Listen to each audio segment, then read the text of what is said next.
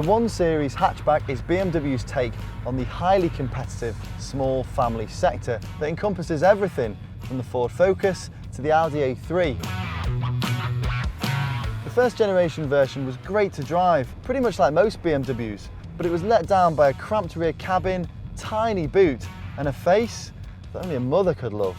This second generation version attempts to address all those issues as well as maintain those brilliant driving dynamics by remaining the only small family hatchback on sale that's rear-wheel drive.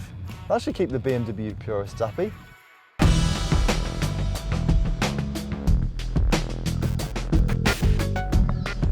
The profile of the 1 Series is largely the same as the car it replaces, though it's now 85mm longer with a wheelbase that's grown by 30mm, mostly to help out in the rear legroom department.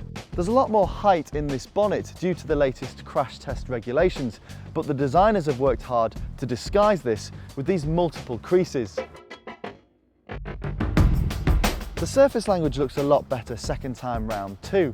Plus, the traditional BMW design traits, like that front kidney grille and the Hofmeister kinked window line, all remain present and correct. But put simply, it isn't exactly what you'd call a looker.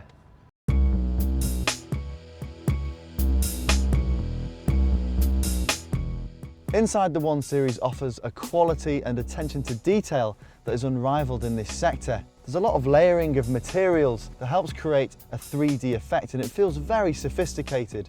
I also love how there's a visual consistency between outside the car and inside. So the character line that runs down the side of the car, for example, is also mirrored here in these door cards. But it isn't without practicality. I've got some really decent door bins here, this huge central storage cubby, as well as 2 cup holders that even when you use them, they don't actually get in the way of any of the other controls.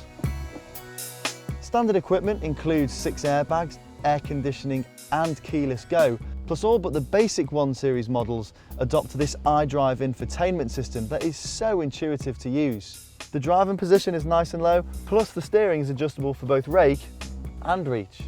But your rear visibility is a bit rubbish. Plus these seats, although supportive, they are a bit narrow, so if you're packing a bit of back fat, they will pinch.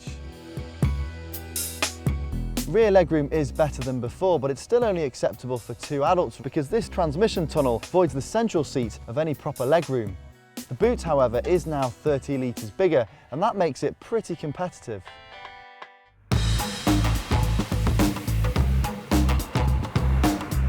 On the roads, the 1 Series really does take some beating. BMW is obsessed with 50-50 weight distribution, so this car gets a lightweight aluminium front axle and the car's battery has been relocated into the boot. The result of that is crisper turning, lovely balance through the corners and under braking, as well as fine body control. The ride is always a little bit firm, but it's never crashy. You can even spec dynamic drive control, which allows you to alter the weight of the steering and the throttle response through these buttons here, depending on how sporty you're feeling. The 1 Series has a fantastic range of engines, including this entry-level 116i petrol. It uses a twin-scroll turbocharger, so it's a lot faster than you think, and the power delivery is both instant and linear.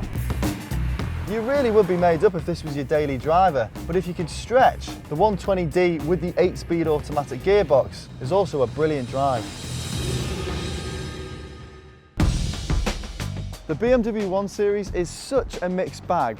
It's great to drive, offers a fantastic range of engines and has a beautifully crafted cabin, and yet the rear passenger space is poor, it's pricey and isn't anywhere near as pretty as a Volkswagen Golf. If you value driving dynamics in a premium package, then this is definitely your ticket. But if you fancy more of an all-rounder, then you're probably better looking elsewhere.